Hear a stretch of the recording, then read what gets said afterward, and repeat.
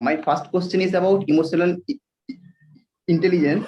4 years ago, you uploaded a video on emotional intelligence. You talk about how to manage relationships and with respect to this. So I am asking that whether there is any particular systematic way through which, following which I can increase my emotional intelligence. Like for example, there is meditation to increase our focus.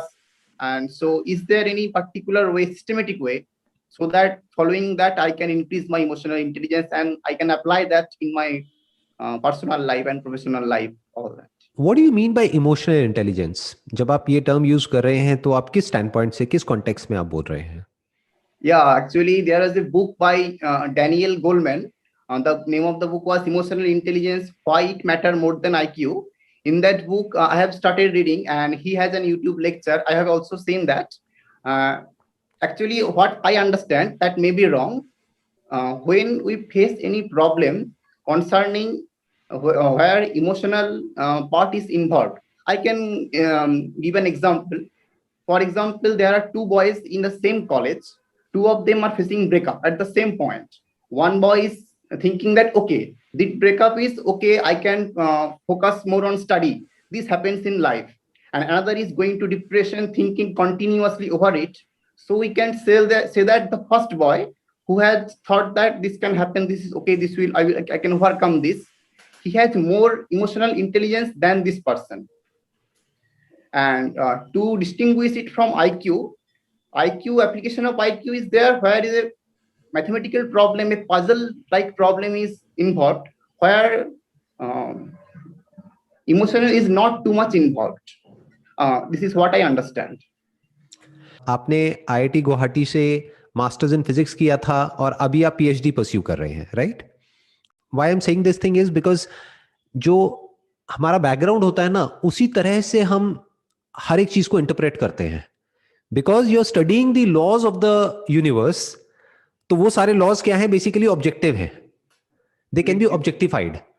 तो आप वहां पे बड़े आसानी से cause and effect को trace कर सकते हैं, और उसको अगर आप रिपीट करते हैं, रेप्लिकेट करते हैं, तो you can get the same effect again and again if you are repeating the same cause subject to conditions.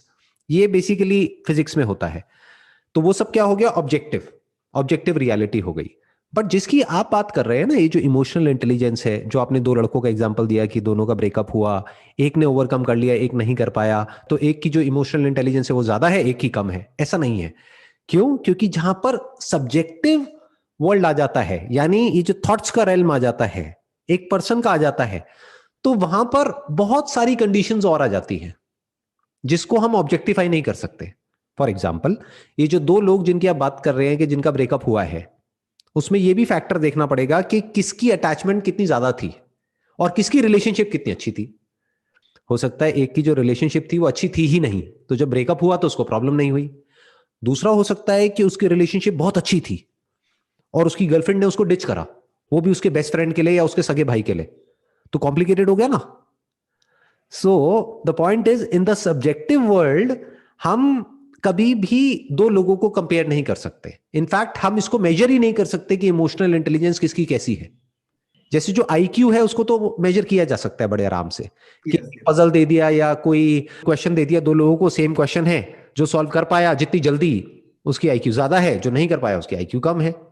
तो वहां पर तो फिर भी आसान है चीजों को मेजर करना, एनालिटिकल स्किल्स, लॉजिकल स्किल्स, उन सब चीजों को. But when it comes to emotions, तो there are lots and lots of factors involve, और इसको मेजर किया ही नहीं जा सकता है बिकॉज वो ऑब्जेक्टिव नहीं है ना, वो सब्जेक्टिव है. और किसके अंदर क्या चल रहा है, ऐसा कोई इंस्ट्रूमेंट नहीं बनाए कि उसको पता लग जाए कि वो एग्जैक्टली क्या है.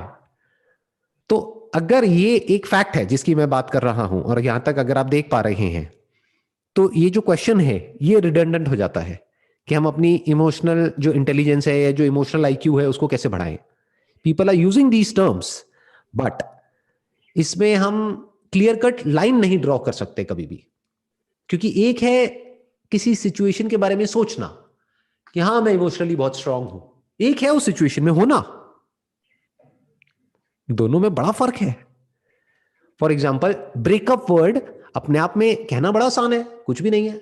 ब्रेकअप हुआ, तो मैं उससे ओवरकम कर जाऊं। अरे ये भी तो डिपेंड करता है आपका रिलेशन कैसा था।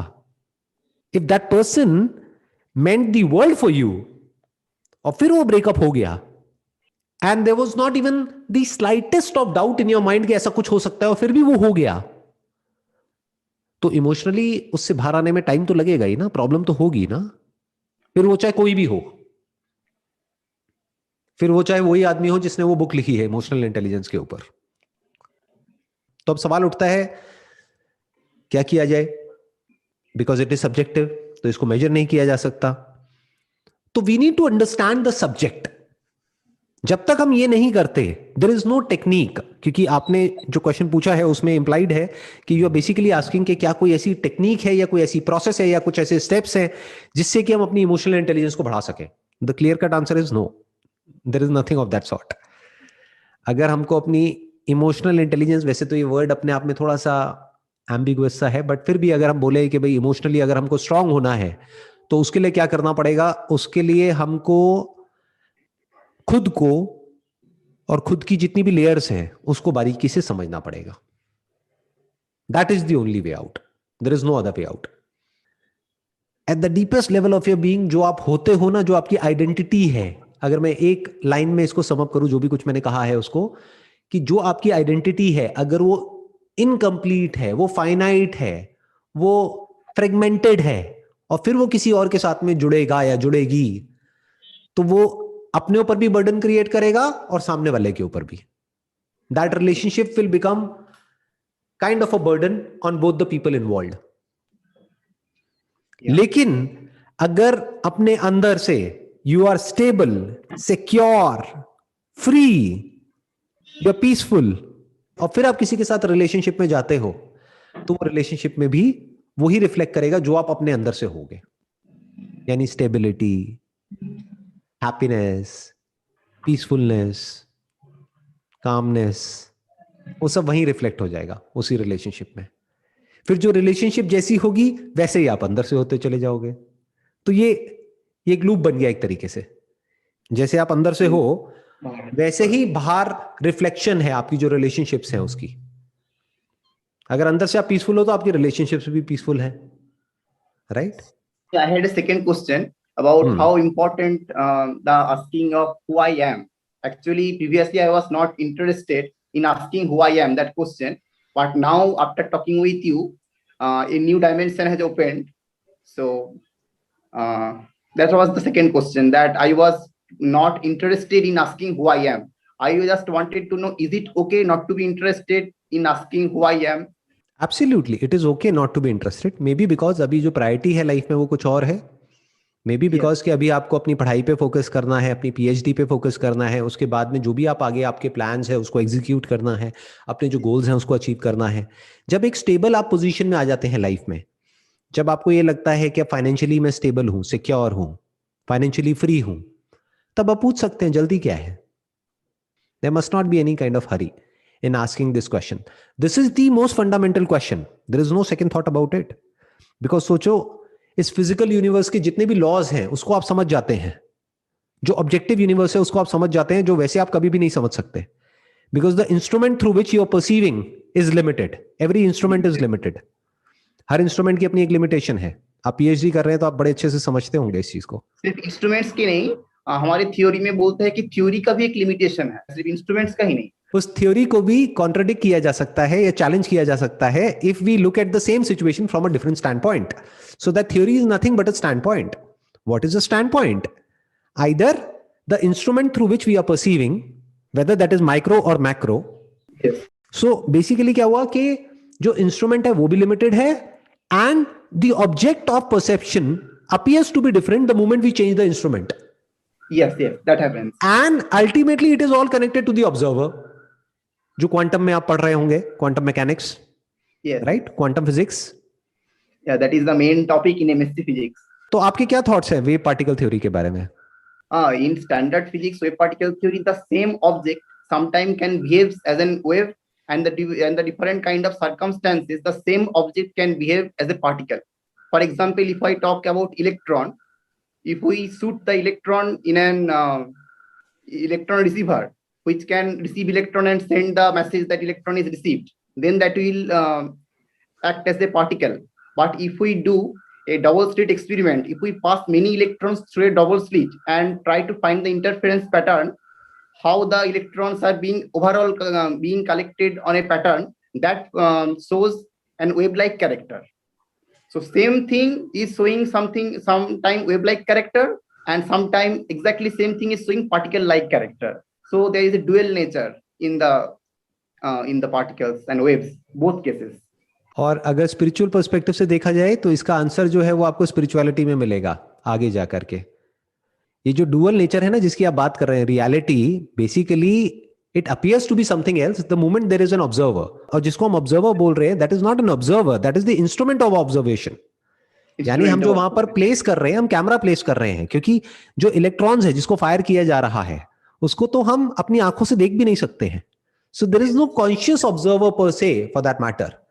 हम उसके इफेक्ट्स को देख पा रहे हैं, हम उसकी परछाई को देख रहे हैं, हम एक्चुअल में तो उसको देख ही नहीं रहे हैं. Am I right?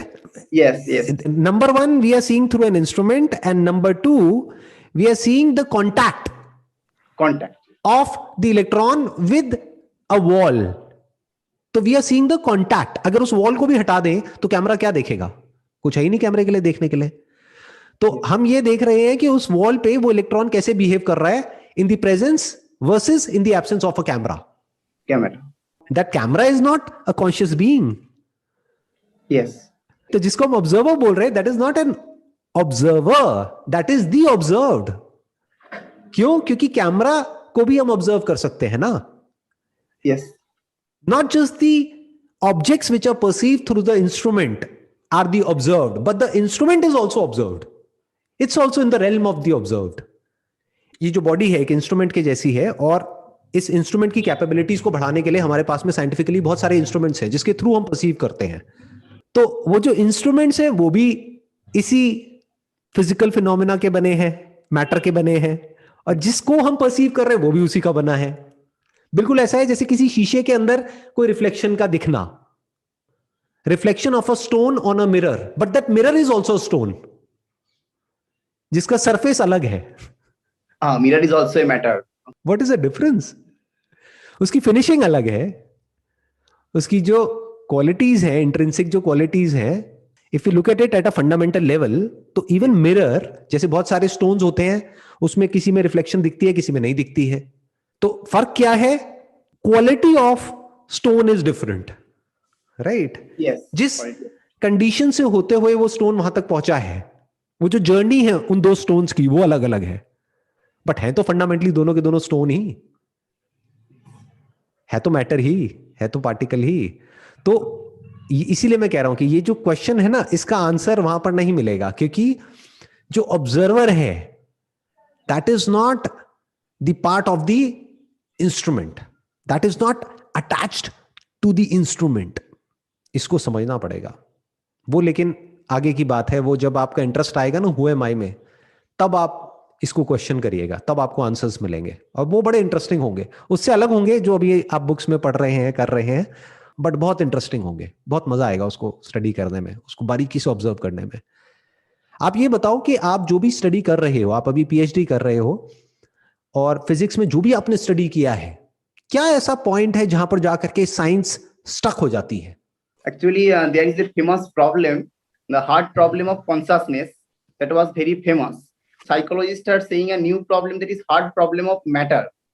Like if we start seeing there is a atoms and molecules, if we go deeper, there is electron, proton, neutron, fundamental particles. And even we go deeper in the proton, neutron, there are subatomic particles. I'm forgetting the name of that. Quarks. There are quarks. Right, quarks. And now string theory is special part. They are saying that within the quarks, we can imagine there are strings. So where actually the matter is? First we thought it was atom, and then we are thinking that it was electron, proton, neutron. Now they are saying this quark, and now the theorists are saying that there may be some strings, vibration of which is creating the whole world. So what is actually the matter? This is one question. And the existence of string, that is only in theoretical construction, because to verify that whether the strings are exist or not, whole string theory is based on that. no instrument has been discovered. Actually, our power of instrumentation is not that far to test that theory. So it is a problem. That where is the matter? It is a problem.